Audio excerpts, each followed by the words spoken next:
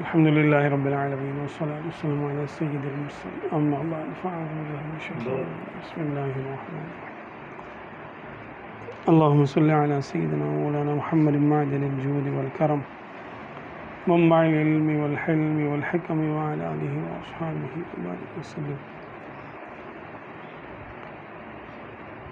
نحمده ونستعينه ونؤمن به ونتوكل عليه ونعوذ بالله من شرور أنفسنا ومن سيئات أعمالنا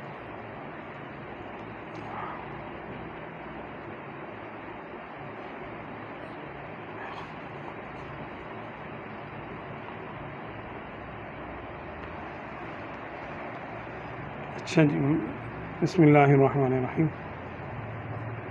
ہمارا آج رمضان شریف کا آج 17واں روزہ تھا اور 18ویں شب شروع ہوئی ہے، اور اپریل کی آج کون سی تاریخ ہے؟ 8 تاریخ ہے، اپریل 8 2023۔ ہم محفل صوفیانہ کے پہلے حصے میں ابھی آئے، آج کی محفل کا یہ پہلا حصہ ہے۔ تو اس میں ہم گزشتہ ہمارا بہار شریعت کے پہلے حصے کا عقیدہ نمبر 13 ہو چکا تھا۔ آج ہم عقیدہ نمبر 14 اور اس کے آگے کو پھر ڈسکس کریں گے انشاءاللہ۔ فرماتے ہیں حضرت صدر الشریعہ رحمہ امجد علی اعظمی رحمۃ اللہ تعالی علیہ فرماتے ہیں کہ ہر مقدور کے لیے ضروری نہیں کہ موجود ہو جائے، البتہ ممکن ہونا ضروری ہے اگرچہ کبھی موجود نہ ہو۔ اب اس کو سمجھیے، آسان سی بات ہے خیر، یہ تو ہر مقدور کے لیے یعنی اللہ تبارک و تعالی جن جن کاموں پر، جن جن باتوں پر قدرت رکھتا ہے وہ کر سکتا ہے، اور وہ اس کے حق میں عیب نہیں ہے۔ ظاہر سی بات ہے، ہم نے یہی خلاصہ سمجھا تھا جو ہمارے علماء اہل سنت نے بیان کیا ہے کہ اللہ تبارک و تعالیٰ کی قدرت کسی عیب کے اوپر تسلیم نہیں کی جا سکتی۔ جو اللہ تبارک و تعالیٰ کے لیے عیب ہے، اللہ تعالیٰ کی قدرت اس سے پاک ہے۔ سبحان اللہ عما یصفون۔ تو اس سے قدرت میں کمی نہیں آتی اللہ تبارک و تعالیٰ کی، بلکہ اگر عیبوں پر قدرت مانی جائے تو خدا کا خدا ہونا ثابت نہیں ہو سکتا۔ پھر سونا، خودکشی کرنا،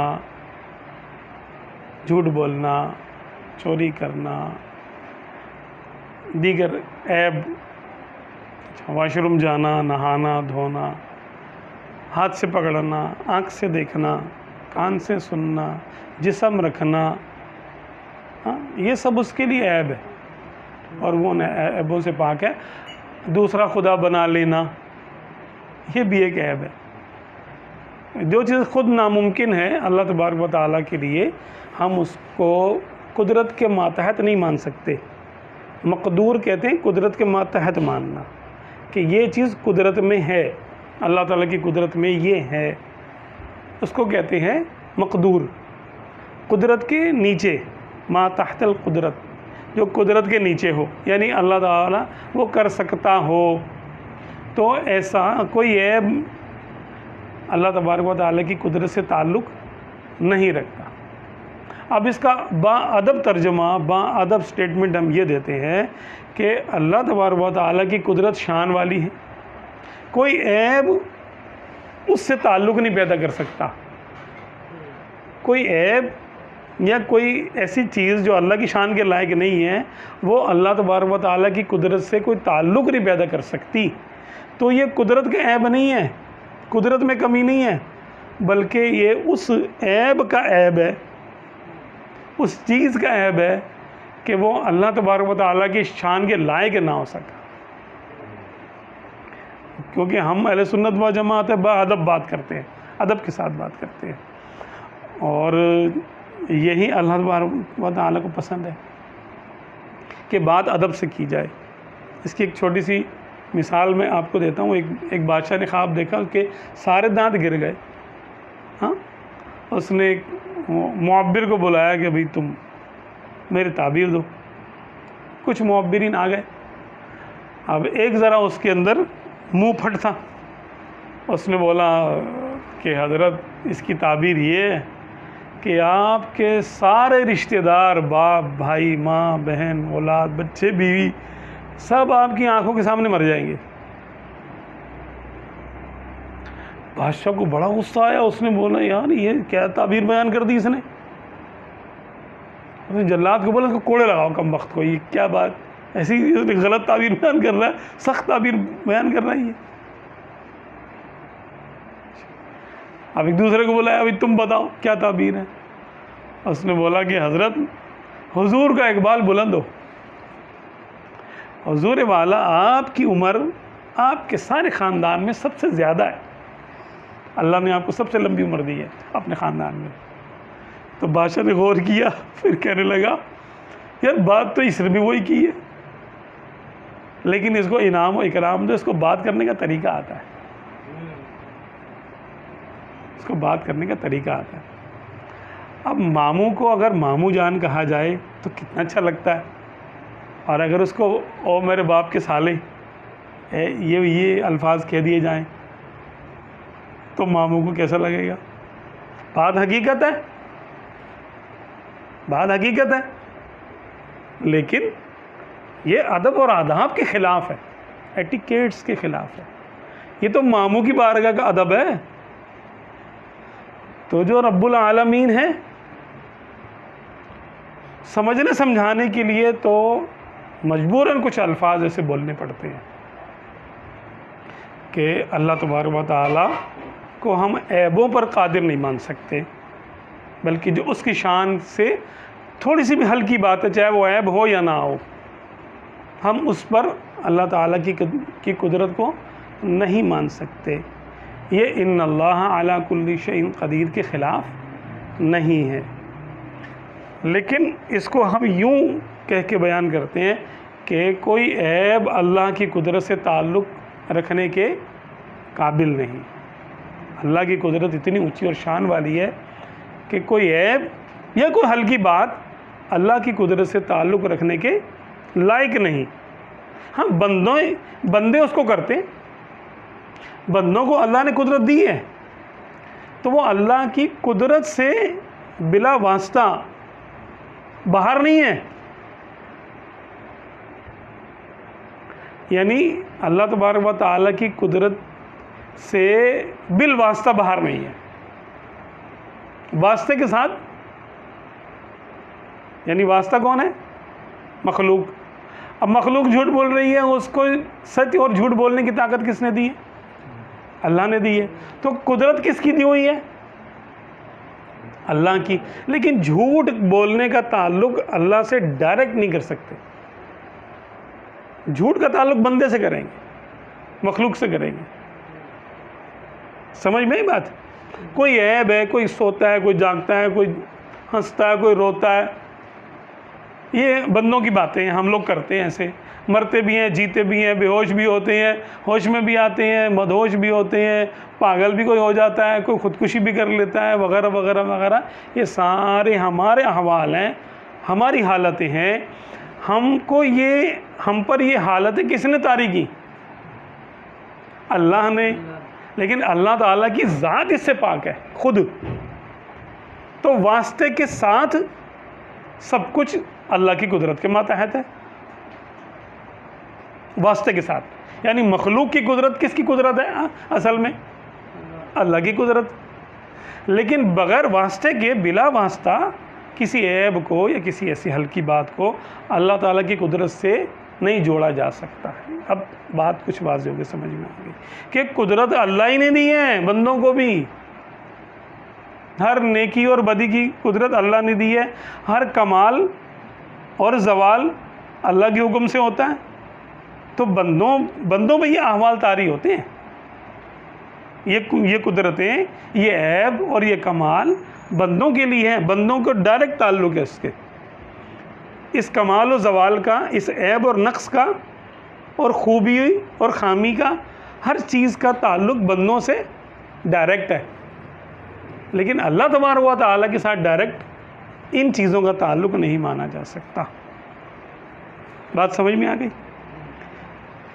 تو یہ 13 نمبر کا جو ہم نے پڑھا تھا عقیدہ نمبر 13، اس کا یہ تکملہ سمجھ لیں اس کے، کہ 14واں جو ہے عقیدہ نمبر 14 یہ 13ویں ہی کی تکمیل ہے، تو میں نے کہا اس کو میں تھوڑا سا دہرا دوں پیچھے والے کو۔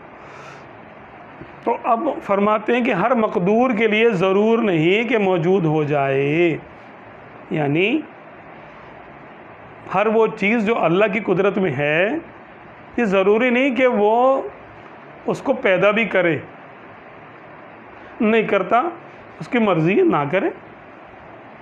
اس کی مثال دی تھی کہ 10 سروں والا آدمی اللہ چاہے تو پیدا کر سکتا ہے، لیکن کرتا نہیں عادتاً۔ آج تک ہم نے سنا نہیں کہ کسی نے دیکھا ہو کہ بھئی میں نے 10 سروں والا انسان دیکھا تھا۔ ہاں، فرشتوں کے کتنے بازو، کتنے سر، اور وہ سب ہم یعنی احادیث میں جو نہ پڑھتے رہتے ہیں، انسانوں کے نہیں ہم نے کبھی پڑھے، ٹھیک ہے نا۔ اسی طرح سورج کو مشرق سے نکالتا ہے، چاہے تو مغرب سے نکال دے، ہمارے لحاظ سے، ہندوستان پاکستان کے لحاظ سے بات کر رہے ہیں نا، ٹھیک ہے۔ تو کہیں شمال جنوب سے بھی وہ نکال سکتا ہے چاہے تو، یہ کوئی مشکل کام نہیں ہے، یہ اللہ کے لیے عیب نہیں ہے، ٹھیک ہے۔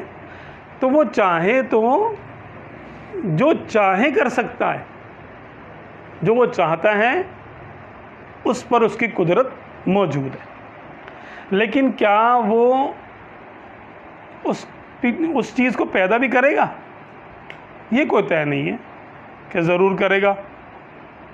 ہاں، ممکن ہے کہ کر دے کبھی، ممکن ہے کہ وہ کبھی ایسا کر دے۔ تو جو اللہ تبارک و تعالیٰ کی قدرت ہے وہ ممکنات کی حد تک ہے، جو نہیں ہو سکتا اس کو محال کہتے ہیں۔ ناممکن اور محال میں کیا؟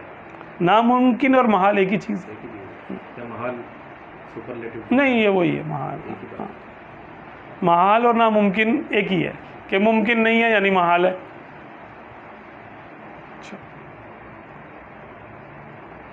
اب عقیدہ نمبر 15، اب یہاں سے ٹاپک چینج ہو گیا، ٹھیک ہے، تھوڑا سا۔ وہ ہر کمال و خوبی کا جامع ہے، بالکل صحیح بات ہے، اور ہر اس چیز سے جس میں عیب و نقص ہے، پاک ہے، ٹھیک ہے، یعنی عیب اور نقصان کا اس میں ہونا محال ہے، اس کی ذات میں اور صفات میں کوئی عیب اور نقص نہیں ہو سکتا، بلکہ جس بات میں نہ کمال ہو نہ نقصان، وہ بھی اس کے لیے محال ہے۔ مثلا جھوٹ، دغا، خیانت، ظلم، جہل یعنی لا علمی، بے حیائی وغیرہ عیوب اس پر قطعاً محال ہیں، اور یہ کہنا کہ جھوٹ پر قدرت ہے بئی معنی، یعنی اگر اس کا یہ معنی لیا جائے کہ خود جھوٹ بول سکتا ہے، معاذ اللہ معاذ اللہ معاذ اللہ، تو محال کو ممکن ٹھہرانا ہے اور خدا کو عیبی بتانا ہے، جیسے کہ بعض فرقے والے کرتے ہیں۔ وہ ماشاءاللہ اللہ تعالیٰ ان کو ہدایت دے، کیا کرتے ہیں، وہ یہ کہتے ہیں کہ اللہ نے کا تعلق جھوٹ سے ہے، وہ خود جھوٹ بولتا ہے، بول چکا، ایسا بھی بولتے ہیں۔ حالانکہ محال کو ممکن ٹھہرانا اور خدا کو عیبی بتانا، بلکہ خدا سے انکار کرنا ہے، اور یہ سمجھنا کہ محالات پر قادر نہ ہوگا تو قدرت ناقص ہو جائے گی۔ وہ ہم بحث سمجھ چکے، کر چکے، کہ اگر کسی ناممکن یعنی کسی عیب پر اللہ کی قدرت کو اگر نہ مانا جائے تو پھر بد مذہب کہتے ہیں کہ آپ تو جھوٹ بول سکتے ہیں تو وہ کیوں نہیں بول سکتا، تو اس کی کیا آپ کی قدرت اس کی قدرت سے زیادہ ہے؟ یہ سوال پیدا کرتے ہیں، شیطانی سوال، اس کی بات ہم کر چکے کہ بندے کا جھوٹ بولنا بھی، بندے کو جھوٹ بولنے کی قدرت کس نے دی ہے؟ اللہ نے دی ہے. تو بندے کی قدرت اس کی قدرت سے زیادہ کیسے ہو گئی؟ بندے کی قدرت اللہ کی قدرت سے زیادہ تو ہو ہی نہیں سکتی، کیونکہ بندے کو جس بات پہ بھی قدرت ملی ہے تو اللہ نے دی ہے. تو اللہ کی قدرت تو زیادہ ہی ہوئی بندے سے. ٹھیک ہے. اب وہ یہ کہتا ہے بھائی تم جھوٹ بول رہے ہو ڈائریکٹ خود اپنی زبان سے، تو یہ بولو کہ اللہ بھی بول سکتا ہے. یہ ہم سے یہ بات کہلوانا چاہتے ہیں. حالانکہ ہمارے اہل سنت کے علماء اس کو تصریح کر چکے، واضح کر چکے کہ اللہ تبارک و تعالیٰ کے ساتھ کسی عیب کی ڈائریکٹ نسبت نہیں کی جا سکتی، ورنہ خدا کا انکار لازم آ جائے گا. بندے جھوٹ بولتے ہیں، لاکھ دفعہ بولے، اگر اللہ تبارک و تعالیٰ کے لیے معاذ اللہ کوئی فرض کر لے کہ وہ جھوٹ بولتا ہے یا بول سکتا ہے، تو اب بتائیے کہ اس نے وعدہ کیا ہوا میں گناہ گاروں کو بخش دوں گا اگر شرک نہ کرتے ہوں، نیکوکاروں کو جنت دوں گا. ٹھیک ہے. اب اس میں کیا بات سچ ہے کیا بات جھوٹ ہے کیا پتہ چلے گا؟ پھر یہ میرا نبی ہے اس کی اطاعت کرو، کیا پتہ یہ بات سچ ہے کہ جھوٹ ہے؟ مطلب جھوٹے کا کیا اعتبار؟ جھوٹے کا کیا اعتبار؟ وہ تو وہ ہے، اس نے اپنے نبیوں کو معصوم بنایا، اس نے فرشتوں کو معصوم بنایا، غلطی نہیں کر سکتے، جھوٹ نہیں بول سکتے. اب بتائیں جبریل علیہ السلام جھوٹ نہیں بول سکتے، کیا ان میں کوئی عیب پیدا ہو گیا یہ ماننے سے؟ فرشتے غلطی نہیں کر سکتے، کیا ان میں عیب پیدا ہو گیا یہ ماننے سے؟ نہیں. کون کہتا ہے کہ عیب پیدا ہو گیا؟ ہر چیز کا ایک کرائٹیریا ہوتا ہے. اللہ تبارک و تعالیٰ نے سب کو قدرتیں دی ہیں، اس لیے اس کی قدرت سے کوئی چیز باہر نہیں ہے. لیکن اللہ تبارک و تعالیٰ کی ذات و صفات کے ساتھ کسی عیب کو ڈائریکٹ جوڑ دینا، اس کی بحث ہو رہی ہے. وہ کہتے ہیں، بد مذہب کہتے ہیں کہ اللہ کی ذات کے ساتھ آپ جھوٹ کو جوڑو. ہم کہتے ہیں نہیں. اگر ہم نے یہ بات کی تو معاذ اللہ تعالیٰ کا جھوٹ بولنا ممکن مان لیا تو پھر خدا کی خدائی ختم ہو جائے گی، کسی بات کا اعتبار باقی نہیں رہے گا. کیا اعتبار باقی بچے گا؟ کہ جھوٹ بولنا اس کو ممکن ہے. اب کیا پتہ کیا سچ بولا کیا جھوٹ بولا، آپ تحقیق کر سکتے ہو. جنت دیکھی آپ نے جا کر؟ آپ نے دوزخ دیکھی ہے؟ اللہ تبارک و تعالیٰ کی ہر بات سچی ہے. وَمَنْ أَصْدَقُ مِنَ اللَّهِ قِيلًا. اللہ سے زیادہ سچا کون ہو سکتا ہے؟ ہاں، اللہ تبارک و تعالیٰ کو عیبی معاذ اللہ نہیں مان سکتے، کسی عیب کا اس سے ڈائریکٹ تعلق نہیں مان سکتے. ہاں، وہ عیب بندوں میں ہے، وہ عیب بندوں میں ہے، اور بندوں کو اللہ نے اس کی قدرت دی ہے. سچ بولنے کی بھی دی ہے تو جھوٹ بولنے کی بھی دی ہے، امانت داری کی قدرت دی ہے تو چوری کرنے کی بھی دی ہے. ٹھیک ہے نا؟ تو یہ جو سارے بندوں کے معاملات ہیں یہ قدرت میں آئیں گے، تو یہ واسطے کے ساتھ یہ بھی اللہ کی قدرت کے ماتحت ہی ہیں، لیکن ایک واسطے کے ساتھ. یعنی مخلوق یہ کام کرتی ہے، اللہ اس سے پاک ہے. تو اللہ کی قدرت میں کمی کہاں سے آئی؟ ہاں، مخلوق کے لیے ہم نے ہزار عیب مان لینے تو کوئی مسئلہ نہیں ہے، لیکن اللہ کے لیے ایک بھی عیب کا امکان بھی ماننا خدا کا انکار کرنا ہے. اور جھوٹ عیب ہے، چوری عیب ہے، وغیرہ وغیرہ سارے معاملات عیب. ٹھیک ہے. یہ سمجھنا کہ محالات پر قادر نہ ہوگا تو قدرت ناقص ہو جائے گی، باطل محض ہے. یہ بالکل ایک لا یعنی بات ہے، باطل ہے یہ. کہ اس میں قدرت کا کیا نقصان؟ نقصان تو اس محال کا ہے کہ تعلق قدرت کی اس میں صلاحیت نہیں. ابھی جو بات ہم نے سمجھی کہ اللہ کی قدرت، اللہ کی شان اتنی اونچی ہے کہ جو بھی عیب ہے اللہ کی قدرت سے تعلق ڈائریکٹ نہیں پیدا کر سکتا. وہ عیب یا وہ کمی یا وہ خرابی مخلوق سے تعلق کر سکتی ہے. یعنی بندہ چوری کر سکتا ہے، حالانکہ اس کو چوری کرنے کی طاقت اللہ نے دی ہے، لیکن چوری کا تعلق اللہ سے ڈائریکٹ نہیں کر سکتے. ہم ڈائریکٹ نہیں کر سکتے. کیوں؟ کہ ایک واسطے کے ساتھ ہوگا اس کا تعلق، کہ بھئی یہ بندوں کے کام ہے اور بندوں کو اللہ نے قدرت دی ہے، یوں کرنا ٹھیک ہے، کوئی مسئلہ نہیں. جو بندوں کی قدرت ہے وہ اللہ کی قدرت کے ماتحت ہے ساری کی ساری. جو بندوں کی قدرت ہے وہ ساری کی ساری قدرت اللہ کی قدرت کے ماتحت ہے نا. اللہ نے ان کو قدرت دی ہے نا بندوں کو، تو اللہ کی قدرت تو پھر بھی زیادہ ہوئی. ایک بحث برائے بحث کی بات ہے، لیکن وہ کہتے ہیں نا کہ آپ صلی اللہ علیہ وسلم نے جو ارشاد فرمایا تھا کہ اے میرے صحابہ، کیا جو میں دیکھ رہا ہوں تم بھی دیکھ رہے ہو؟ عرض کی یا رسول اللہ صلی اللہ علیہ وسلم، آپ فرمائی کیا آپ کیا دیکھ رہے ہیں؟ فرمایا میں تم پر فتنوں کی بارش ہوتے ہوئے دیکھ رہا ہوں. تو اس امت پہ اتنے فتنے برسے ہیں، اتنے فتنے بارش کی طرح برس رہے ہیں. ہر روز ایک نیا فتنہ جنم لے لیتا ہے. ایک بھی نہیں، ایک دو تو رپورٹ ہوتے ہیں شاید، پتہ نہیں کتنے فتنے جنم لیتے ہیں. ابھی آج مجھے ایک نے ویڈیو بھیجی کہ مرد و عورت کسی جماعت میں شریک ہیں، ابھی آج کی بات ہے، صفوں میں کھڑے ہوئے مرد اور برابر میں. ارے اب یہ کیا نیا فتنہ آ گیا یار. اب یہ ہمارے علماء کو شیطان فرصت سے نہیں بیٹھنے دے گا. کم وقت تمہارا کوئی نہ کوئی نیا کام، اب اس کا رد کرو، اس کو بتاؤ، آیات بتاؤ، احادیث بتاؤ کہ آپ صلی اللہ علیہ وسلم کے دور میں کیا ہوتا تھا. جب اجازت تھی عورتوں کو مسجد میں آنے کی تب بھی صفیں کہاں بنتی تھی عورتوں کی؟ پہلے مردوں کی صفیں ہوتی تھی، پھر مردوں کے بعد بچوں کی صفیں ہوتی تھی، اس کے بعد عورتوں کی صفیں. یہ تو مخنث اب کوئی بالکل وہی ہے. وہ بھائی عورتوں کی شکل میں آئی ہے نا، وہ باتیں ختم ہو گئی. ہیں وہ لڑکے، ہیں وہ مرد، ہمیں کیا پتا؟ ارے یہ کیا بات کر دی آپ نے؟ وہ مرد ہیں، ہمیں کیا پتا مرد ہے. مخنث کا مرد عورت ہونا اللہ بہتر جانتا ہے.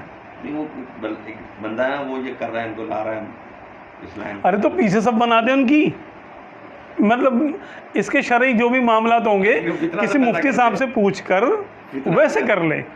ان کو مردوں کی صف میں لا کے کھڑا کر دیا، پہلی صف میں، دوسری صف میں، تیسری صف میں. ایک نیا فتنہ ہے. آپ عورتوں کی شکل آپ صحیح فرما رہے ہیں. بالکل انہوں نے عورتوں کے کپڑے پہنے ہوئے ہیں. جی جی جی. تو بھائی عورت ہی کے حکم میں آئیں گے نا. کسی کو معلوم کیا کہ کوئی کیا ہے. یعنی ہر دور کا ایک نیا فتنہ ہوتا ہے. تو یہ اعلیٰ حضرت سے پہلے کے دور کا یہ فتنہ تھا کم وقت کہ اللہ تعالیٰ کو جھوٹا مانو نہیں تو قدرت میں کمی ہو جائے گی. تو اس لیے اتنی بحث کرنی پڑی ہے. ایک آدھ گھنٹہ شاید پچھلے اس کا تھا، ابھی بھی 5-10 منٹ اس میں لگ گئے ہمارے. چلیں، یہ گمراہ ہو گئے، کفر ہو گئے. یہ تو کفر لازم ہوتا ہے اس سے. عیب جو ہے جو لوگ مانتے ہیں، جو اللہ تبارک و تعالیٰ کے لیے جھوٹ مانتے ہیں کہ وہ بولتا ہے یا بول چکا، وہ تو کافر ہو گیا سیدھا سیدھا. اور جو کہتا ہے ممکن ہے، اس کے بارے میں یہ احکامات ہیں نا کہ گمراہ بدین ہے، وہ گمراہ بدین ہے، اس پہ کفر لازم ہے. طرح طرح سے کفر لازم آتا ہے اس کے اوپر. لیکن ہمارے علماء اہل سنت تحقیقی مسائل میں اتنا ہی کہہ کے خاموش ہو جاتے ہیں کہ اس پہ کفر لازم ہے. ٹھیک ہے، تحقیقی مسائل میں ہاں جو بالکل واضح مسائل ہیں ان کے بارے میں تو مجبوراً حکم کفر دینا پڑتا ہے کہ بھئی یہ شخص دار اسلام سے خارج ہو گیا. اگر معاذ اللہ کسی نے اللہ تبارک و تعالیٰ کے لیے یہ کہا کہ اللہ تبارک و تعالیٰ نے معاذ اللہ ثم معاذ اللہ فلاں بات جھوٹ بولی ہے، جھوٹ کہی ہے، تو 100% کافر ہے. اس میں کیا ہے؟ کیونکہ وہ تو واضح بات کر رہا ہے نا. اب ممکن ہے، قدرت، ان اللہ علی کل شیء قدیر، یہ بحث چھیڑنے کے بعد اب یہ عوام کے سمجھ کی نہیں ہے بحث. تحت قدرت ہونا، مقدور ہونا، تو اس میں علماء پھر احتیاط کرتے، ڈائریکٹ کافر نہیں کہہ دیتے. بحث کرنے کے بعد اس کو سمجھاتے ہیں کہ دیکھو تمہاری یہ بات کہنے سے یہ کفر لازم آ رہا ہے، یہ بات کرنے سے یہ کفر لازم آ رہا ہے، یہ بات کرنے سے یہ کفر لازم آ رہا ہے. اس کو کہتے ہیں لزوم کفر، کہ اگر اس کو مان لیا جائے تو پھر آگے چل کے اللہ کا انکار ہو جائے گا. کفر آگے چل کے ہو جائے گا. ہاں، اگر اس کو مان لیا جائے تو پھر کفر لازم آ جائے گا. یہ بات تو اس کو کہتے ہیں لزوم کفر. ابھی انشاءاللہ لزوم اور التزام کی بحث آئے گی تو پھر انشاءاللہ اس پہ بھی ہم پھر تھوڑا سا سمجھیں گے کہ یہ کیا ہے. عقیدہ نمبر 16، حیات، قدرت، سننا، دیکھنا، کلام، علم، ارادہ. 7 باتیں انہوں نے گنوائی ہیں صدر الشریعہ علیہ رحمہ نے، جو ہمارے عقائد کی کتابوں میں چلتی چلی آ رہی ہے شروع سے. 7 اللہ تبارک و تعالیٰ کی صفات اس کی ذاتی صفات ہیں، یعنی حیات وہ خود زندہ، قدرت جو چاہے وہ کر سکتا ہے، سننا سمیع ہے وہ، دیکھنا بصیر ہے وہ، کلام یعنی اللہ کا کلام ہے، کلام کرتا ہے، متکلم ہے وہ. 5 چھٹا علم، ٹھیک ہے، کہ اللہ تبارک و تعالیٰ کا علم ہر چیز کو محیط ہے، ہر چیز کو گھیرے ہوئے. اور ارادہ، انما اذا اراد شیئا، جب وہ ارادہ کرتا ہے کسی چیز کا تو اس کے لیے ارادہ بھی قرآن پاک سے ثابت ہے. یہ چیزیں 7 باتیں ایسی ہیں، 7 صفات ایسی ہیں جن کو اللہ تبارک و تعالیٰ کی صفات ذاتیہ کہا جاتا ہے. ویسے تو اس کی ہر صفت ذاتی ہے، یعنی ذاتی معنی اپنی ہے، کسی سے لی نہیں ہے اس نے. یہ ارادہ اور قدرت الگ الگ ہے؟ نہیں، یہ دونوں الگ الگ، قدرت بھی اور ارادہ بھی الگ الگ ہے، الگ الگ. اچھا، اس کی پھر ہم آگے وضاحت ابھی سنیں گے کہ ذاتی ہونا کیا ہے، یہ یعنی ان معنوں میں کن معنوں میں یہ ذاتی ہیں. تو اللہ تبارک و تعالیٰ کی ہر چیز، ہر صفت، اس کی ذات بھی اس کی ذاتی ہے، یعنی کسی کی دی بھی نہیں ہے، اپنی ذات، وہ خود بخود ہے، ٹھیک ہے. اور اس کی صفات بھی ساری اس کی ذاتی ہے، کسی نے دی نہیں ہے، نہ اس نے کسی سے لی ہے، ذاتی ہے اس کی صفات. اب کچھ کا تعلق بندوں کے ساتھ ہے اور کچھ کا تعلق بندوں کے ساتھ نہیں ہے. جیسے اللہ تبارک و تعالیٰ حیات یعنی زندہ ہے، تو اس کا بندوں سے کیا تعلق؟ وہ خود بخود زندہ ہے، ٹھیک ہے. اس کی قدرت ہے تو اس کی قدرت اس میں خود بخود موجود ہے ہمیشہ سے، وہ جو چاہے کر سکتا ہے. سننا تو سماعت جو ہم اپنے اوپر قیاس کرتے ہیں نا، جیسے کہ کوئی آواز ہو یا نہ ہو، سماعت کہاں پر ہوتی ہے؟ کان میں. ہماری سماعت کان سے ہوتی ہے اور اندر ہوتی ہے. کوئی آواز پیدا ہو یا نہ ہو، اب جو لوگ خلا میں جاتے ہیں تو خلا میں اگر وہ باہر چلے جائیں تو ان کو کوئی آواز نہیں آئے گی، کیونکہ خلا خاموش ہے، لیکن پھر بھی وہ سننے والا ہے. آواز ہو یا نہ ہو وہ سننے والا ہے. تو جب اللہ تبارک و تعالیٰ نے کوئی آواز پیدا ہی نہیں کی تھی، وہ تب بھی سمیع تھا بغیر کان کے، ٹھیک ہے. اسی طرح بصیر، دیکھنے والا، جب اس نے کسی کو پیدا نہیں کیا تھا وہ تب بھی دیکھنے والا تھا. ان معنوں میں یہ ذاتی اس کی صفات ہیں کہ کسی اور پہ ڈیپینڈ نہیں ہے، جس کا ظہور کسی کے اس پر نہیں ہے، مخلوق پہ نہیں ہے اس کا ظہور. کلام، صفت کلام اس کے اندر ہے ہمیشہ سے. علم، اس کا علم ہمیشہ سے ہے اور پورا ہے، مکمل ہے، ہمیشہ رہے گا. یوں ارادہ بھی. اب اس کی وضاحت، مگر کان، آنکھ، زبان سے اس کا سننا، دیکھنا اور کلام کرنا نہیں، کہ یہ سب اجسام ہیں. کان جسم ہے، آنکھ جسم ہے اور زبان جسم ہے. اللہ تعالیٰ جسم سے ہی پاک ہے، تو وہ بغیر کان کے سنتا بغیر آنکھ کے دیکھتا اور بغیر زبان کے کلام کرتا ہے، ہر پست سے پست آواز کو سنتا ہے، ہر باریک سے باریک شے کو جو خوردبین سے محسوس نہ ہو وہ دیکھتا ہے، بلکہ اس کا دیکھنا اور سننا ان چیزوں پر منحصر نہیں، ہر موجود کو دیکھتا ہے اور ہر موجود کو سنتا ہے۔ بات واضح ہے بالکل، جو سننے والی چیزیں ہیں جن کا تعلق سننے سے ہے ان کو وہ سنتا ہے، اور جن کا تعلق دیکھنے سے ان کو دیکھتا ہے، اور اس کے لیے وہ آنکھوں کا اور کانوں کا زبان کا محتاج نہیں ہے، کیونکہ جو محتاج ہو جائے وہ خدا نہیں ہو سکتا۔ عقیدہ نمبر 17۔ یہ محتاج نہ ہو وہ خدا نہیں ہو سکتا، ہاں اس کی مثلا کان ہونا ہی محتاجی ہوئی، محتاجی ہے نا، اچھا اس طرح۔ جو محتاج ہو وہ خدا نہیں ہو سکتا نا۔ ہاں تو کان اگر ہو تو یہ محتاجی ہوئی کان کی، تو اس وجہ یہ کہ دیکھیں اگر کان ہوگا تو وہ کہاں ہوگا کان؟ اچھا کس پر قیاس کریں گے آپ؟ وہ کان کہیں ہوگا نا، دماغ سے تعلق ہوگا اس کا۔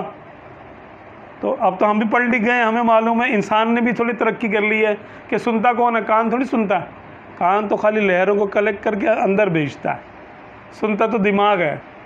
یہاں پر ایک وہ ڈرم ہے، ڈرم جو نا وہ حرکت کرتا ہے، اس کے بعد وہ حرکت دے کر آگے جو نا پیغام جاتا ہے لہروں کی شکل میں، اور لہریں پھر اس کو یعنی برقیات میں تبدیل کر دیتی ہیں، وہ پوری جو ہے نا وہ الیکٹرو میگنیٹک اس کا پیغام جاتا ہے دماغ تک، پھر دماغ اس کو ڈی کوڈ کرتا ہے، کو ڈی کوڈ کرنے کے بعد سمجھتے ہیں کہ یہ کس کی آواز ہے، کیا بات تو دماغ سنتا ہے، کان نہیں سنتا۔ یہ کوڈ کی شکل میں جاتی ہے آواز۔ اسی طرح آنکھ کا پردہ، ہماری جو آنکھ ہے اس میں جو کارنیا ہے، کارنیا کے بعد وہ جن آپٹک نرو ہے، آپٹک نرو کے بعد بھی پیچھے پورا ایک سسٹم ہے، وہاں پر بھی یہ تصویر جا کے بنتی ہے، تو یہ کوڈ کی شکل میں ہوتی ہے، تو اس کو دماغ ڈی کوڈ کرتا ہے، ڈی کوڈ کرنے کے بعد وہ پہچانتا ہے کہ یہ کیا ہے، میں نے کیا دیکھا، کون سی روشنی آ رہی ہے کون سی نہیں آ رہی، اور وہ روح دیکھتی ہے۔ خیر وہ پھر آگے کی بات ہم آگے بعد میں کریں گے کہ دیکھتا کون ہے سنتا کون ہے۔ جب تک آدم علیہ السلام کا پتلا بنا ہوا تھا، ابھی روح نہیں پھونکی گئی تھی، تو کیا آپ دیکھتے تھے؟ پتلا دیکھتا تھا؟ نہیں دیکھتا تھا، مٹی کا پتلا تھا نا، نہ دیکھتا تھا نہ سنتا تھا نہ بول سکتا تھا، بے حس بے حرکت ایک جگہ پہ رکھا ہوا تھا۔ جیسے روح گئی اس میں تو اس میں تبدیلی آ گئی، یہ جاندار ہو گیا، مٹی سے گوشت پوست سب بن گیا اس میں۔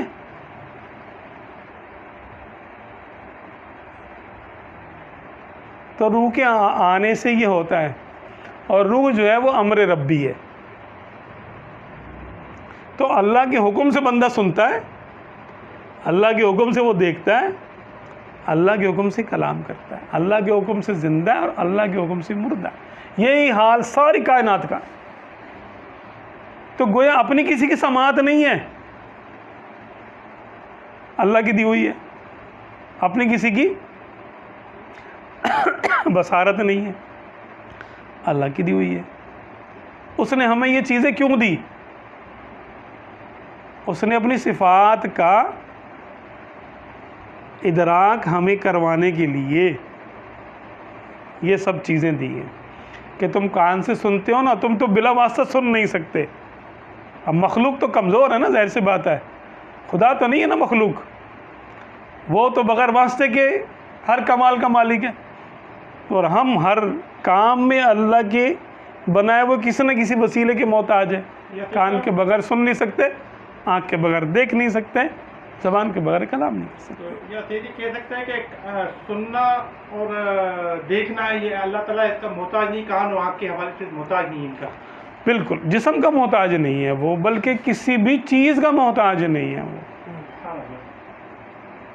جو وہ ہے چیز تو اس نے پیدا کی ہے نا، چیزیں تو اس نے پیدا کی ہیں بعد میں، کب پتہ نہیں کب، وہ تو ہمیشہ سے ہیں، چیزیں ہمیشہ سے تو نہیں ہیں۔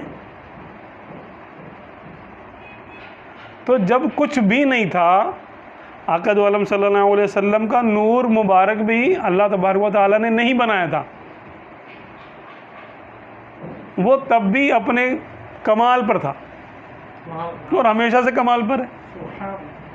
چیزیں بنانے کے بعد وہ چیزوں کا محتاج تھوڑی ہو گیا،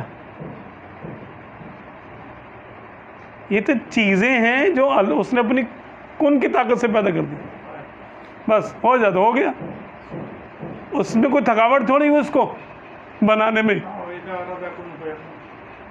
وہ مالک الملک ہے۔ ہمیں اس نے اپنی صفات دی ہیں، بندوں کو، مخلوق کو اپنی اپنی صفات اس نے دی ہیں تاکہ یہ اس کو پہچانے کہ جیسے ہم کان سے سنتے ہیں اور ایک محدود حد تک سنتے ہیں، تو اللہ تبارک و تعالیٰ بھی سنتا تو ہے، لیکن وہ ہم جیسا کیونکہ نہیں ہے، تو وہ کتنا سنتا ہے اور اس کی سننے کی کیا حد ہے، کوئی حد نہیں۔ تو ایک جھلک ہمیں معرفت کی دینے کے لیے اس نے ہم میں اپنی صفات کی کچھ جھلکیاں رکھی ہیں۔ یہ ارادہ کیا چیز ہے؟ ارادہ جیسے ہم کوئی ڈٹرمن کر لیتے ہیں نا، یعنی فیصلہ کر لیتے ہیں، وہ ہوتا ہے ہمارا ارادہ۔ تو اس فیصلے کے لیے تو ٹائم لمٹ چاہیے نا، وہاں تو ٹائم نہیں ہے کوئی۔ ٹائم لمٹ چاہیے کیا مطلب؟ تو ارادہ بندہ ایک ٹائم پہ کرے گا نا، اس ٹائم ارادہ کیا، اس ٹائم، وہاں تو وہ ہے، وہ تو وقت تو ہے ہی نہیں وہاں تو۔ بھئی ہمارا ارادہ تو مختلف چیزوں کا محتاج ہے۔ جی دیکھیں جی، اس پہ تھوڑی بات کرتے ہیں۔ ہمارے ہر چیز ہمارے لیے ہے نا، تو ہم جیسی ہے وہ، جی ہم یہ نہیں کہہ سکتے کہ جیسے ہم ارادہ کرتے ہیں ایسا ہی اللہ بھی ارادہ کرتا ہے۔ جیسے وہ سننے دیکھنے میں ہم جیسا نہیں ہے، تو ارادہ کرنے میں بھی ہم جیسا نہیں ہے، تو ہمیں ٹائم بھی لگتا ہے۔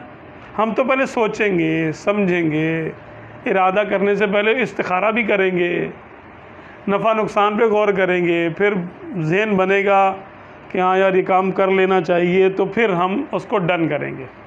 ہمیں ٹائم لگے گا، ہمیں ہو سکتا ہے ایک ارادہ کرنے میں 6 مہینے لگ جائے، ارادہ ہی نہیں بنتا ہمارا۔ تو کیونکہ ہمارا علم ناقص، ہماری ذہن کی کارکردگی ناقص، تو ہم مجموعہ نقص ہیں اور وہ صاحب کمال ہے، ہر ایک سے پاک ہے۔ وہ ہر عیب سے پاک ہے۔ کیا بات ہے، سبحان اللہ۔ تو یہ ہم جو ارادہ کرتے ہیں، ہمیں ارادہ کرنے کی طاقت اللہ نے دی ہے تاکہ ہم اللہ کے ارادے کو کسی حد تک پہچان لیں۔ اس کی پوری معرفت نہیں ہو سکتی ہمیں، کسی حد تک اپنے تئیں اپنی حیثیت کے مطابق اس کی معرفت ہمیں حاصل ہو جائے۔ ایسا قدرت ہے نا، قدرت کے ہوتے پھر ارادے کی کیا ضرورت؟ ارادہ ہوگا تو اس کو ظاہر کرنے کے لیے قدرت چاہیے نا۔ ارادہ تو وہ بندہ ہے، جس ہم ارادہ کریں گے، ہم سوچیں گے سمجھیں گے، اس کو تو نہ سوچنے کی ضرورت ہے، نہ وہ تو سب نہیں ہے جانتا نا، نہیں ہے نا اس کو۔ پھر ارادے کی کیا ضرورت پڑی؟ ارادہ یہ کہ کیا بغیر ارادے کے سب کچھ ہوتا رہے، اس کی کوئی مرضی نہ ہو؟ بتائیے۔ قدرت ہے نا اس کی تو۔ قدرت تو ایک طاقت کو کہتے ہیں نا۔ مثال کے طور پہ آپ بائک چلا سکتے ہیں، بندوں کی بات بتا رہا ہوں، آپ بائک چلا سکتے ہیں، لیکن آپ بائک پر قدرت رکھنے کے باوجود جب آپ کا دل چاہے گا تو بائک چلائیں گے نا، سبحان اللہ، اور کیا بات ہے۔ آپ کا دل چاہے گا ہی نہیں، آپ گھر میں سو رہے ہیں، کوئی بولے یار اب آپ کی بائک چل رہی ہے، کہ کیسے چل رہی ہے؟ بھائی آپ کی قدرت ہے نا، آپ کا وہ ہے نا، آپ کیونکہ چلا سکتے ہیں نا، تو دیکھیں آپ کی قدرت سے بائک چل رہی ہے۔ قدرت کے ساتھ ارادے کا ٹائی ہونا ضروری ہے، پلس ہوگا تو پھر کوئی کام ہوگا۔ صحیح ہے، بالکل صحیح ہے نا؟ بالکل بندوں میں ایسے ہی ہے، ایسے ہی بلا تشبیہ بلا مثال اللہ تبارک و تعالیٰ کی قدرت ہر چیز پر ہے، جو وہ چاہتا ہے وہ کر سکتا ہے۔ اب اس میں کیا کرے گا؟ اپنی مرضی سے کرے گا نا، تو مرضی اور مشیت، اس کے ظہور کا نام ارادہ ہے کہ وہ کیا ظاہر کرنا چاہ رہا ہے۔ جب وہ چاہتا ہے تو پھر ارادہ کرتا ہے، इन्नमा अमरुहु इज़ा अरादा शैअन अन यक़ूल लहु कुन फयकून। तो उसका इरादा, जब वो किसी काम का इरादा करे तो उसका मामला ऐसे होता है कि वो कहता है हो जा तो वो हो जाता है। तो कुदरत ज़ाहिर हो गई। कुदरत कुन से ज़ाहिर हुई, और कुन से पहले इरादा। वैसे तो वो कुन का भी मोहताज नहीं है। कुन से मुराद वो हमें समझाने के लिए है। अरबी का कौन है कि हो जा। जी जी जी जी अल्लाह तबारक व तआला ने बंदों से बंदों की ज़बान में कलाम किया है। जी जी। अल्लाह तबारक व तआला ने अपनी शान के मुताबिक, अगर वो इसको हमारे लिए काबिल फ़हम न बनाता कलाम को, तो कौन समझता। अगर वो अपनी ऐसी शान के मुताबिक कलाम कर देता जो हमारे से वराउल वरा होती, तो फिर हम क्या करते। काफा या इनफा तो कैसे हम अब ये अलिफ लाम मीम में ये तो एक छोटी सी मिसाल है ना, कि तुम ये मत समझना कि तुम मेरा कलाम समझ जाते हो। समझो अलिफ लाम मीम तुम नहीं समझ सकते, काफा या आइन स्वाद नहीं समझ सकते। तो अल्लाह तबारक व तआला ने जितना भी हमसे कलाम किया है हमारे शान के मुताबिक, हमारी हैसियत के मुताबिक कलाम किया, ताकि बंदे समझें। वरना बंदे क्या समझेंगे उसके राज, बंदे उसके राज क्या समझेंगे। फिर वो कौन सी ज़बान में कलाम करेगा।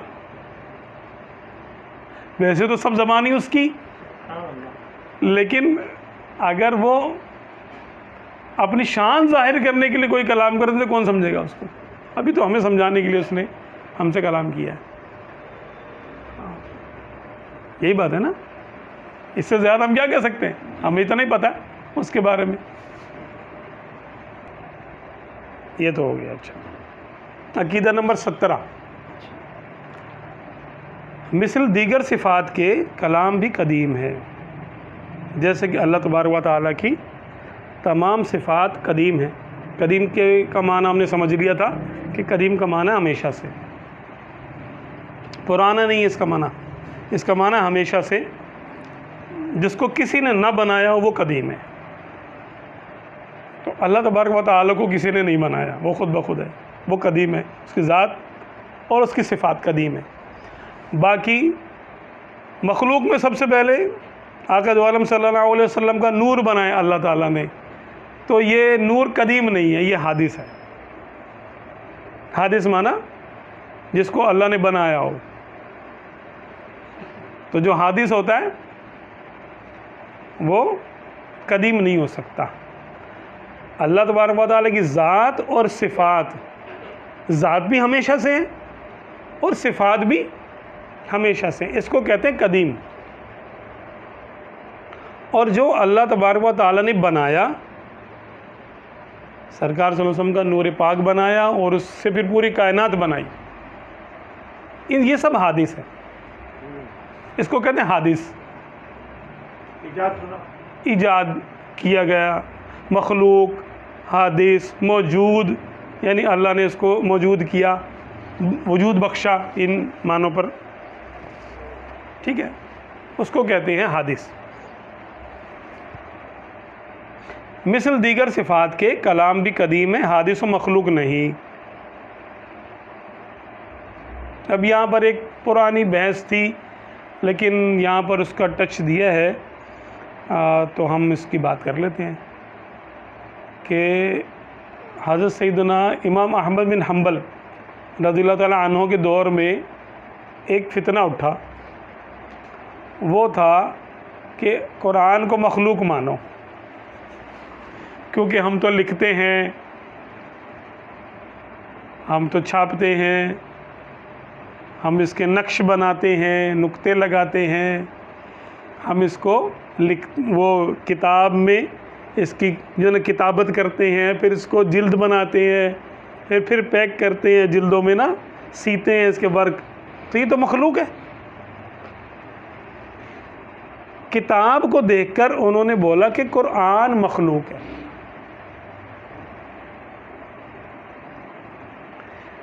अब खलीफा, उस बादशाह कहेंगे, खलीफा तो बस कह देते हैं, बादशाह थे ये लोग। मामून रशीद का था, पहले अमीन था, امین کے بارے میں آتا ہے کہ وہ شاید صحیح تھا، وہ اس نے اس کو قبول نہیں کیا تھا، لیکن وہ پیچھے رہا، اس نے بولا بھائی یہ تمہارے علماء کے معاملات ہیں، میں اس میں نہیں پڑھتا، میں تو حکومت کروں گا. ٹھیک ہے. مامون، پھر ان کی آپس میں جنگ وغیرہ ہوئی تو مامون بن گیا، بادشاہ بن گیا. مامون معتزلی ہو گیا. اس وقت کے دور میں جو فرقہ تھا اہل سنت کے سامنے جو آیا تھا، جیسے آج بھی ہے نا بد مذہب ہیں، تو جو اہل سنت کے سامنے آیا اس دور میں فرقہ سامنے آیا تھا، وہ اپنے آپ کو معتزلی کہتے تھے. معتزلی کہ انہوں نے کچھ آیتوں کے، کچھ احادیث کے غلط معنی سمجھنے کے بعد اہل سنت سے علیحدگی اختیار کر لی تھی. تو جو علیحدہ ہو جائیں اس کو بولتے ہیں اعتزال یا اعتزال، اعتزال یعنی الگ ہو جانا، الگ ہو جانا، اعتزل، الگ ہو جا. تو یہ کیونکہ ایک فرقہ بن گیا تھا تو اس فرقے کو کہا جاتا ہے فرقہ معتزلہ. ان کے ویسے بھی کچھ عقائد ہیں، اس پہ ہم یہاں پہ کلام نہیں کریں گے.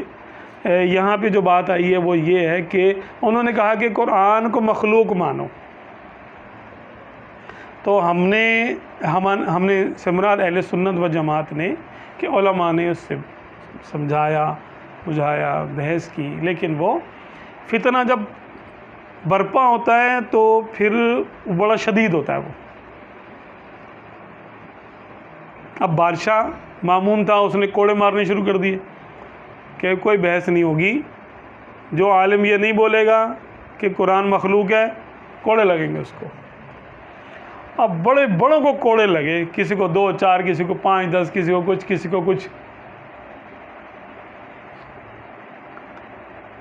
اور ایک تعداد نے ڈر کے مارے کہہ دیا بھائی جو تم کہہ رہے ہو صحیح ہے وہ. لیکن امام احمد بن حنبل، اللہ تعالیٰ نے ان سے یہ کام لینا تھا، آپ ڈٹ گئے. آپ تھے بھی بڑے، سب سے بڑے آپ ہی تھے.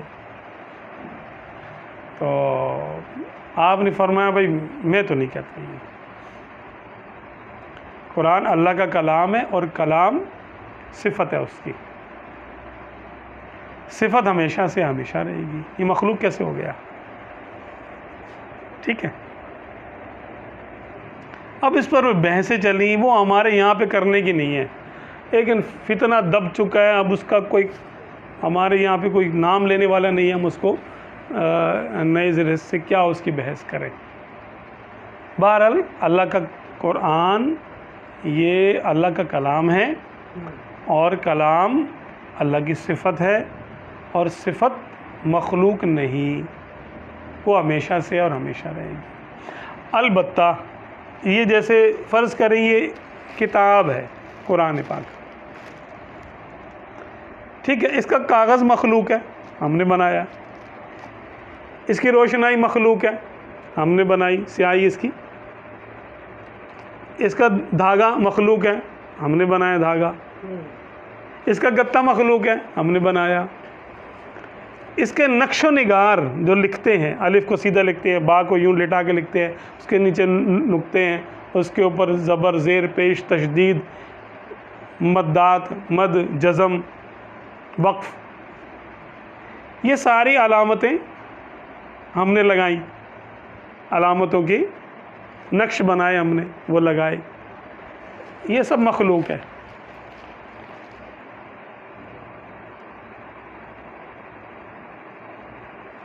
یہ سب مخلوق ہے، لیکن ہم نے کیا لکھا اس میں سے دیجیے گا قرآن پاک. یہ اچھا نہیں لگ رہا، اس میں ہے وہ ادھر سامنے.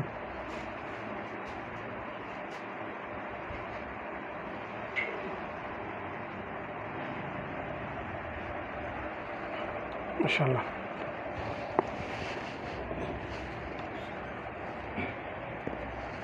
دیکھیں یہ ہے نا قرآن پاک. اب ہم اس کو بھی چومتے ہیں.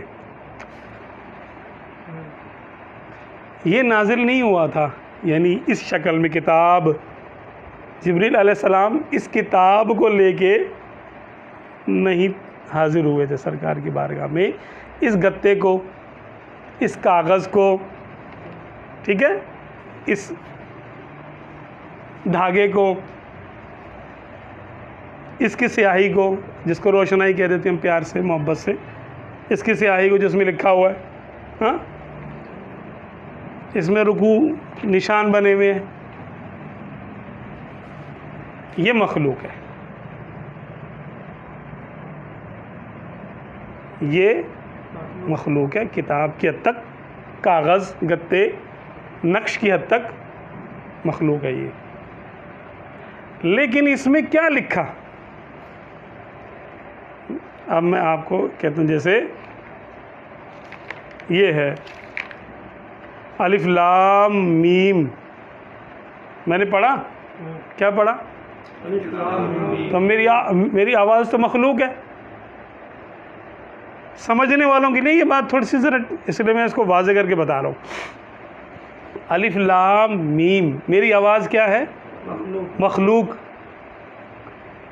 تو یہ اللہ کا کلام نہیں ہے، میری آواز اللہ کا کلام نہیں ہے، لیکن جو میں نے پڑھا وہ اللہ کا کلام ہے۔ میری آواز تو میری آواز ہے نا، میری آواز یوسف کی آواز ہے، جو میں نے بولا آواز اور جو میں نے بولا۔ اب ہم یہ کیا کرتے ہیں کہ یہ سمجھنے والوں کے لیے کہ یہ نازک سا ایک فرق ہے بس، میں تو اپنی یعنی آواز میں دنیا بھر کی باتیں کرتا ہوں، تو میری آواز قرآن کیسے ہو گئی؟ میری آواز قرآن نہیں، لیکن جب میں یہ پڑھوں گا الف لام میم، اب الف لام اور میم، الف کو سیدھا لکھا، یہ تو اپنے سیاہی سے لکھا، تو سیاہی کیا قرآن ہے؟ سیاہی سے تو آپ چاہیں تو کچھ بھی خط لکھ لیں، کوئی اور کتاب لکھ لیں، کچھ بھی لکھ لیں، کارٹون بنا دیں اس سیاہی سے، ایسے پینسل سے، تو سیاہی تو مخلوق ہے، لیکن لکھنے والے نے جو لکھا ہے کہ الف لام میم پڑھ کے جو ہم جہاں پہنچ رہے ہیں وہ قرآن ہے۔ الف لام میم آواز میں نے آواز سے پڑھا، اور لکھنے والے نے قلم سے لکھا ہوا مخلوق ہو سکتا ہے، اس کا لکھنا بھی مخلوق ہے، یہ پہلے نہیں تھا ابھی ہے، چاہیں تو آپ اس کو دھو دیں، دھل جائے گا، ختم ہو جائے گا، یہ اس حد تک کتاب ختم ہو جائے گی، لیکن قرآن ختم نہیں ہوگا۔ تو جو ہم نے لکھا وہ اگر اس شکل میں ہے تو مخلوق ہے، اور جس کو لکھا وہ مخلوق نہیں ہے، وہ اللہ کا کلام ہے۔ انڈرسٹوڈ؟ اب میری آواز جو میں نے پڑھا قل بلا وربی، اب قل بلا وربی لتبعثن، ہم نے جو پڑھ لیا، تو میری آواز مخلوق ہے، میرا پڑھنا بھی مخلوق ہے، لیکن جو میں نے پڑھا وہ قدیم ہے، وہ اللہ کا کلام ہے۔ اتنی حد تک بات واضح ہو جانی چاہیے، ٹھیک ہے؟ تو اب آواز میں کس کی تجلی ہے؟ قرآن پاک، یعنی اللہ کے کلام کی تجلی میری آواز میں ہے، آپ پڑھیں گے آپ کی آواز میں ہے، آپ کی آواز قرآن نہیں ہے، لیکن جو آپ پڑھ رہے ہیں وہ قرآن ہے۔ آپ کی لکھائی قرآن نہیں ہے، لیکن آپ نے جس کو لکھا وہ قرآن ہے، وہ قرآن ہے جو آپ نے یوں کر کے لکھ دیا۔ تو ان معنوں میں یہ بھی قرآن پاک ہے، ان معنوں میں یہ بھی قرآن ہے، حالانکہ یہ کتاب ہے، نقش بنے ہوئے ہیں اس کے اوپر، عربی کے کچھ حروف ہیں، زبر زیر پیش لگا ہوا ہے، ان معنوں میں پھر اس کو بھی ہم قرآن کہتے ہیں۔ یہ ہمیشہ سے نہیں ہے، لیکن جو اس میں لکھا ہوا نا وہ ہمیشہ سے ہے،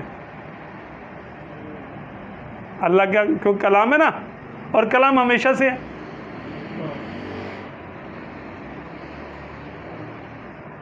کوئی سوال اگر کرنا ہو تو کر سکتے ہیں۔ ماشاءاللہ آپ نے تو کلام اور واضح طور پہ بتا مخلوق کے حوالے سے اور قدیم کے حوالے سے تو آپ نے بالکل واضح فرما دیا اس کو تو۔ الحمدللہ یہ بات اگر ہاں یہ اس پہ ایک سوال ہے کہ ہاں ہاں اس طرح تو اس کی اہمیت بہت کم ہو جائے گی کہ آپ نے کیا کہہ دیا کہ یہ جو ہے قرآن نہیں ہے۔ نہیں، میں نے یہ نہیں کہا، میں نے کہا کہ ان معنوں میں یہ بھی قرآن ہے، کیونکہ ہمارے ہاتھ میں یہ دیا گیا ہے۔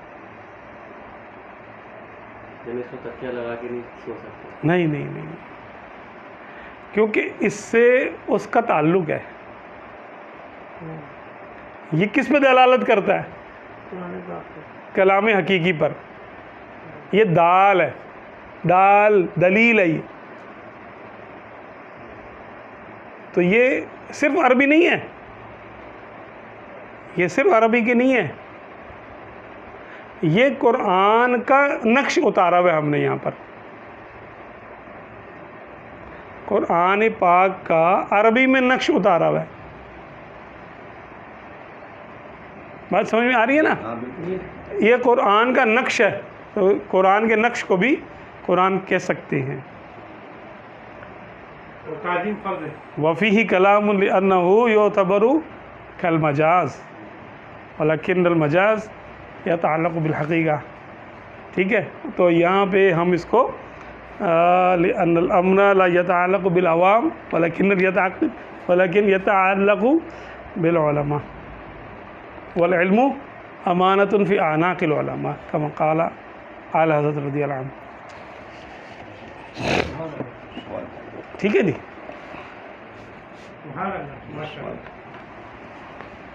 جناب اچھا یہ بات پوری ہو گئی میرے خیال۔ جی اچھا، جو قرآن پاک کو مخلوق مانے ہمارے امام اعظم و دیگر ائمہ رضی اللہ عنہم نے اسے کافر کہا ہے، بلکہ صحابہ کرام علیہم رضوان اجمعین سے بھی اس کی تکفیر ثابت ہے۔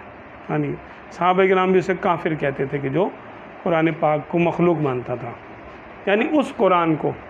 اچھا، آج بھی کچھ لوگ ایسے ہیں تو پھر ان کو کافر ہی کہیں گے؟ دیکھیں ان کی تکفیر صحابہ کرام سے ثابت ہے، یہ وہی ہے لزوم کی، پھر اس کے آگے نا بحث ہے اس کی، کیونکہ یہ معاملہ اتنا یعنی علمی نوعیت کا ہے کہ عوام الناس میں کوئی اگر کچھ کلام کر دیتا تو ہم اس پہ سمجھائیں گے، اس کو پہلے سمجھائیں گے، اس کو لزوم کفر تو آئے گا، کفر لازم تو آئے گا اس پر، لیکن کیونکہ علماء کی لیول کی بات ہے یہ، اب علماء کے لیول کی بات کو عوام میں فتوے اس پہ جلدی نہیں دیا جاتے، کفر کے خاص طور پہ بڑی احتیاط کی جاتی ہے اس کے اندر۔ ہاں کوئی وہ یوں کہہ دے کہ میں تو قرآن کو نہیں مانتا تھا، وہ تو پھر کافر ہی ہو گیا، یا وہ اس میں کوئی تبدیلی وغیرہ مانے تو وہ تو پھر کافر ہی ہو گیا سیدھا سیدھا۔ تو عقیدہ نمبر 18، اس کا کلام آواز سے پاک ہے۔ اللہ تبارک و تعالیٰ تو آواز کے ذریعے کلام نہیں کرتا، اللہ تبارک و تعالیٰ آواز کے ذریعے کلام نہیں کرتا۔ اب خلا میں آواز ہی نہیں ہے،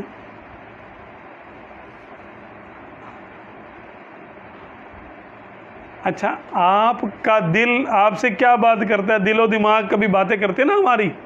چلو میں آپ کو چھوٹی سی مثال لے کے دیتا ہوں۔ مسجد میں جب چندہ دینے کی بات آتی ہے تب بات واضح ہو جاتی ہے۔ اب امام صاحب نے زبردست تقریر کی اور چندہ دینے کیا، آپ کو تیار کر لیا کہ یار 1000 روپے دینے مجھے آج نا، دے کے ہی جاؤں گا، اور 1000 روپے کا نوٹ بھی ہے جیب میں، 500 کا بھی ہے، 100 کا بھی ہے، 50 کا بھی ہے۔ اب دل و دماغ کی جنگ شروع ہوگی، شیطان بھی بائیں کندھے پہ بیٹھا ہوا ہے، وہ بھی کلام کر رہا ہے، آپ کو سنائی دے رہا ہے، آواز آ رہی ہے اس کی؟ کوئی آواز نہیں آ رہی، سمجھ میں تو آ رہا ہے، لیکن اس کا کلام آپ کی سمجھ میں آ رہا ہے۔ واضح آ رہا ہے تو فرشتہ بھی آپ کو مشورہ دے رہا ہے کہ بھائی دے دو، اللہ کی راہ میں دے دو، وَهَدَيْنَاهُ النَّجْدَيْنِ، ٹھیک ہے، فَأَلْهَمَهَا فُجُورَهَا وَتَقْوَاهَا۔ اللہ تعالیٰ فرماتا ہے کہ ہم نے اس کو، انسان کو، اس کی اچھائی برائی سمجھا دی، اور اس کو اچھا اور اس کا جو نا برا ہونا، کام کا اچھا ہے برا ہونا ہم نے الہام کر دیا اس کو۔ کافی ساری آیتیں اس پر. تو فرشتہ بھی بحکم حدیث فرشتہ بھی آپ کو مشورہ دے رہا ہوتا ہے, اور شیطان آپ کو اپنے سگنل بھیج رہا ہوتا ہے, اور آپ کا نفس اور آپ کا دل, آپ کا دماغ. کتنے لوگ یہاں باتیں کر رہے ہوتے ہیں بھائی, یہ تو پورا کانفرنس روم بن گیا.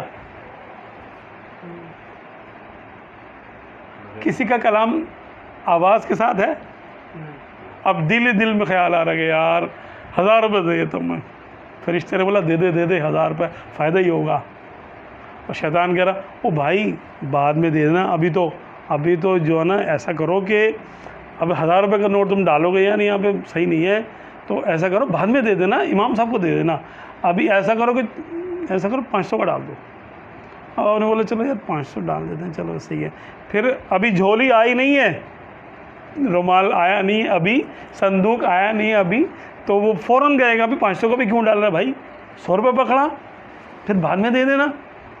پھر آپ نے جیب میں ہاتھ ڈالا, نفس نے بولا او بھائی 100 روپے کہاں دے رہے یار, ایک ذرا چھوٹا نوٹ کون سا ہے. پھر آپ نے نکالا جیب سے 50 کا نوٹ ہے, اور اگر 10 کا ہوگا تو پھر 10 روپے دے دیں.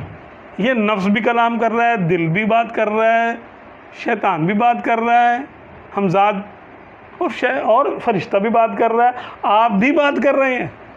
سب کی باتیں سن کے آپ نے اپنا ایک فیصلہ کر دیا کہ مجھے 1000 روپے دینے ہیں یا مجھے 10 روپے دینے ہیں. فیصلہ کون کرتا ہے آپ کا؟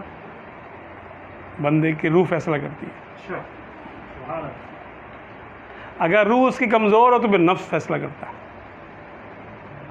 اچھا, ہاں, کیونکہ اگر روح نے اپنا اختیار نفس کو دیا ہوا ہے تو وہ نفس امارہ ہوگا, اور اگر روح طاقتور ہے تو وہ نفس کو بولنے نہیں دے گی, تو چپ کر, تجھے نہیں پتا مجھے پتا ہے, 1000 روپے دے بلکہ 5000 دے. ہاں, اور روح طاقتور ہوگی تو پھر وہ نفس سے مطمئنہ ہوگا. تو یہ کلام اندر ہی اندر چل رہا ہے یار, کسی کو آواز نہیں آ رہی. کلام ہو رہا ہے کہ نہیں ہو رہا؟ ہر بندہ سمجھ سکتا ہے کلام ہو رہا ہے بغیر آواز کے. اب سمجھ میں آئے گا اللہ کا کلام بغیر آواز کے, اس میں آوازیں نہیں ہیں. آواز تو دو چیزوں کے ٹکرانے سے ہوا میں جو ویوز پیدا ہوتی ہیں اس کو آواز کہتے ہیں. ساؤنڈ کسے کہتے ہیں؟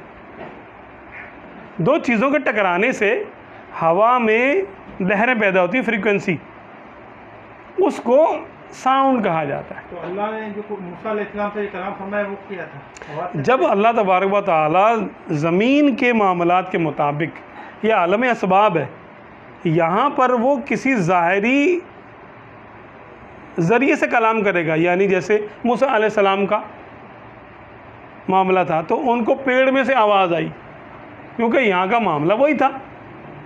اب یہ اس کی کیفیت کیا تھی ہم نہیں جانتے, موسیٰ علیہ السلام کو معلوم ہے کہ کیا کیفیت تھی, وہ کس طرح انہوں نے سنا.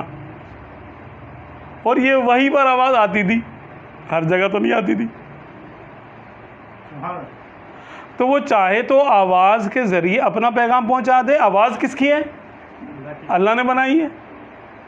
ہر آواز مخلوق ہونے کے اعتبار سے کس کی ہوئی؟ اللہ کی. اور اللہ کی اپنی ذاتی آواز کوئی نہیں. آواز تو زبان سے نکلتی ہے نا, ہوا کی محتاج ہے آواز. تو اس کا کلام ہوا کا آواز, زبان کا آواز کا محتاج نہیں ہے.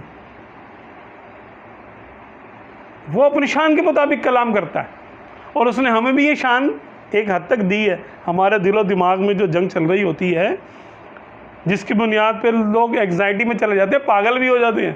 یار میں کیا سوچ رہا ہوں, سوچتے بندہ کچھ کا کچھ ہو جاتا ہے نا. تو یہ کلام چل رہا ہوتا ہے اس کا. یہ اللہ نے بغیر آواز کے کلام کی ایک صفت ہمارے اندر پیدا کر دی. دیکھو سمجھو کہ میں کیسے کلام کرتا ہوں, تم بھی تو آپس میں اپنے ہی دل میں, دل, روح, دماغ, فرشتہ, شیطان سارے مل کے کانفرنس کر رہے ہوتے ہو. یہ وہی والی بات ہے کہ جس نے اپنے آپ کو پہچانا, نفس کو پہچانا, اس نے رب کو پہچانا. جس نے اپنے نفس کو پہچانا اس نے اپنے رب کو پہچانا. ایک حد تک اس کو پہچان اور معرفت پیدا ہو جائے گی. یہ بات ہے. ہاں, ابھی تو یہ عارفانہ کلام ہے. بزرگوں نے جو اس پہ کلام کیا نا عارفانہ, وہ یہی ہے. کہ بھئی آپ معرفت حاصل کریں کہ اس کا کلام بغیر آواز کے تو کیسے، اپنے اندر دیکھ لو یار، آپ کے اندر بھی تو بغیر آواز کے کلام، تو بلا تشبیہ، اللہ کے کسی چیز کو، اللہ تبارک و تعالیٰ کی ذات و صفات کو کسی سے بھی تشبیہ نہیں دی جا سکتی۔ جب بھی کبھی ہوگا سمجھانے کے لیے کوئی بات ہوگی تو انڈرسٹوڈ ہے کہ بلا تشبیہ ہوگا، وہ بلا مثال بلا تشبیہ، یہ کہنا پڑتا ہے سمجھنے بعض ہوگا، سمجھانے کے لیے یہ الفاظ کہنے پڑتے ہیں، کبھی نہ بھی کہیں تو یہ انڈرسٹوڈ ہے کہ بلا تشبیہ ہے، یہ لیس کمثلہ شیء، اس کا کلام آواز سے پاک ہے۔ اور یہ قرآن عظیم جس کو ہم اپنی زبان سے تلاوت کرتے، مصاحف میں لکھتے ہیں، اسی کا کلام قدیم بلا صوت ہے، بغیر آواز کے، اور یہ ہمارا پڑھنا لکھنا اور یہ آواز، یہ سب حادث ہے، یعنی یہ تو مخلوق ہے نا ہماری، یعنی ہمارا پڑھنا حادث ہے، اور جو ہم نے پڑھا وہ قدیم ہے، اور ہمارا لکھنا حادث، اور ہم نے جس کو لکھا ہے یہاں پر وہ قدیم ہے، یہ قدیم نہیں ہے لکھا ہوا، وہ قدیم ہے جس کو یہاں پر ہم لکھ کر شو کر رہے ہیں، یعنی جس کو ریپریزنٹ کر رہے ہیں نا ہم، وہ قدیم ہے، ریپریزنٹ کرنے والا نقش یہ حادث ہے،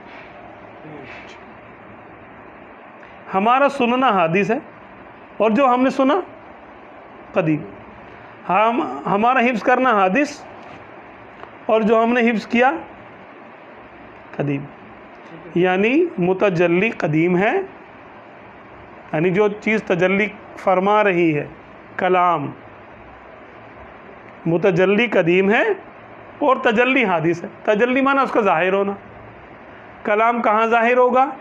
یا تو آواز سے ظاہر ہوگا یا لکھائی سے ظاہر ہوگا، تو آواز حادث ہے اور لکھائی حادث ہے، اور جو آواز سے میں نے پڑھا وہ قدیم ہے، وہ تجلی کرنے والا ہے، اور جو پڑھنے سے سمجھ میں آ رہا ہے وہ بھی قدیم ہے، جس پر یہ لفظ اس کے نقش دلالت کر رہے ہیں۔ واللہ ورسولہ عالم۔ جرس کی آواز آتی تھی، وہ اس سے کیا مراد ہے؟ جرس کی آواز آتی تھی، اس کی اصل کیفیت تو دیکھیں اللہ تبارک و تعالی بہتر جانتا ہے۔ یوں آپ سمجھ لیں کہ جرس کہتے ہیں کہ گھنٹی کی آواز، جرس، جیم، رے اور سین، جرس۔ جب قافلہ چلتا ہے نا، پہلے زمانے میں قافلے چلتے تھے تو وہ ایک ردم کے ساتھ جب قافلہ ایک جگہ پڑاؤ کر لیتا تھا تو سب لوگ پھیل جاتے تھے، ادھر ادھر ادھر ادھر، ظاہر سی بات اپنے اپنے کاموں کے لیے پھیل جاتے تھے نا۔ اب جب قافلے کو چلنے کا ٹائم آتا تھا کہ چلو بھائی، تو وہ ایک ردم کے ساتھ گھنٹی بجائی جاتی تھی، یعنی وہ ایک پیغام ہوتا تھا، صوتی پیغام، کہ چلو بھائی آ جاؤ آ جاؤ آ جاؤ آ جاؤ آ جاؤ آ جاؤ۔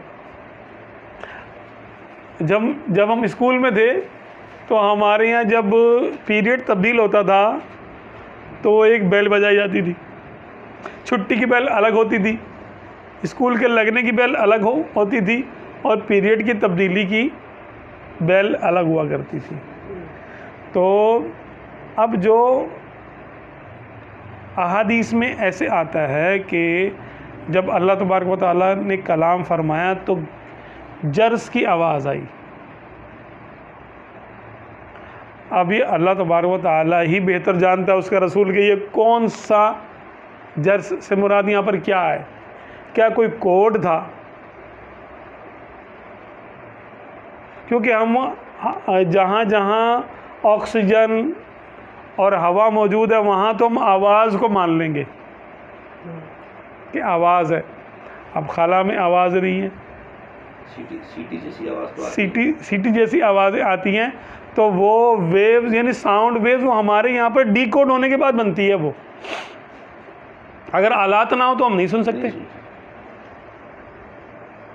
آلات نہ ہو تو ہم وہ سگنل کی آواز کو نہیں سن سکتے جو خلا سے آتے ہیں. ایسے ہی ہے نا. ایسے ہی ایسے ہی. ابھی جیسے یہاں پر اگر مجھے کوئی فون کرے گا، میرے پاس میرا فون نہیں ہے، ٹھیک ہے، کوئی مجھے فون کر رہا ہے تو اس کی ویوز یہاں تک آ رہی ہیں. اگر میں فون آن کروں گا تو وہ اس میں سے پھر ظاہر ہو جائے گی، اور اگر فون کو آن نہیں کروں گا تو میں اپنے ان کانوں سے ان ویوز کو نہیں سن سکتا، کیونکہ میرے یہ کان اس فریکوینسی کو نہیں جانتے، فریکوینسی کو نہیں جانتے. اب اللہ تبارک و تعالی جب اپنے حبیب صلی اللہ علیہ وسلم سے کلام فرماتا ہے یا موسیٰ علیہ السلام سے کلام فرمایا تو اس نے پہلے ان کے کانوں کو اتنی اس فریکوینسی پر بنایا کہ وہ اس کی آواز، یعنی جو پیغام آواز، وہ والی آواز نہیں، یعنی جو کلام آ رہا ہے فریکوینسی ہے، اس کو سائنس کی روح میں اگر ہم بات کریں تو جو فریکوینسی سے سگنل آ رہے ہیں تو وہ سن سکیں. اس کا نام جرس رکھ دیں. آپ صلی اللہ علیہ وسلم نے لوگوں سے کلام فرمایا تو ان کو ان کی زبان میں سمجھایا. اب وہاں سائنسی بحث کی جاتی تو وہ سمجھ میں اس وقت آنے والی نہیں تھی. آج تو ہم کچھ حد تک سمجھ لیں گے نا، جو جتنا سائنس کو زیادہ جانے گا اتنا جلدی سمجھے گا. لیکن جب اس دور میں 1400 سال پہلے آپ صلی اللہ علیہ وسلم نے جو ارشاد فرمایا تو کلم الناس علی قدر عقولہم، لوگوں سے ان کے عقل کے مطابق کلام فرمایا. تو آج بھی ہماری عقلیں کوئی پوری نہیں ہیں، ہم صحابہ کرام سے زیادہ عقل والے نہیں ہیں، لیکن کچھ کلام ایسے ہیں کہ جو آپ صلی اللہ علیہ وسلم نے الفاظ تو بولے لیکن قلب میں اس کا معنی بھی ڈاؤن لوڈ کر دیا ساتھ میں، یا اپلوڈ کر دیا کہ جرس کی کیفیت الفاظ میں تو نہیں بتائی جا سکتی لیکن سمجھائی جا سکتی ہے. تو وہ تو آپ صلی اللہ علیہ وسلم نے جن کو جو علم عطا کیا نظر سے عطا کیا، وہی کلمہ ہم پڑھتے ہیں لیکن ہمارے اندر وہ ایمان پیدا نہیں ہوتا. وہ صحابہ کرام کو پڑھایا تو وہ کیا ان کی ہڈیوں میں، ان کے کھال میں، گوشت میں ایمان اتر گیا، ہماری زبان پہ خالی علمان و لفظ. تو جیسے توجہ تھی سرکار صلی اللہ علیہ وسلم کی، یہ نہیں ہے کہ وہ لوگ اس علم سے بے بہرا تھے، معاذ اللہ، وہ اس کی حقیقت کو جانتے تھے جو ابھی ہم رینگ رہے ہیں نا سمجھنے میں، سائنس کے ذریعے اور اس کے ذریعے اسٹرونومی کے ذریعے، اور نہ وہ ان کو آپ صلی اللہ علیہ وسلم نے ذائقہ چکھایا تھا. علم ہوتا ہی وہ ہے جو علم لدنی ہوتا ہے، اس میں دلائل نہیں ہوتے، اس میں تو چکھا دیتے ہیں بھائی یہ دیکھ لے یہ ہے. ہاں کہ کوئی یہ سمجھے کہ آپ صلی اللہ علیہ وسلم نے کلام نہیں فرمایا یا صحابہ کرام کو بتایا نہیں تو آج ہمیں سمجھ میں آ رہا، معاذ اللہ کوئی اپنے آپ کو زیادہ سیاح سمجھنے لگے صحابہ کرام علیہم رضوان اجمعین سے. نہ ایسا نہیں ہے. ہمارا یعنی ہماری کیا اوقات ہے یار، ہمیں تو وہ بات سامنے کی بات سمجھ میں نہیں آتی. ہم تو اپنے تئیں کوشش کرتے سمجھنے کی، لیکن جو آپ صلی اللہ علیہ وسلم نے اپنے اصحاب کو کم الفاظ میں جو بات عطا فرما دی، نظروں کے ذریعے سمجھا دی ہوگی، وہ ہم وہاں تک کہاں پہنچ سکتے ہیں. اللہ تعالیٰ ہمیں اس میں سے حصہ عطا کرے.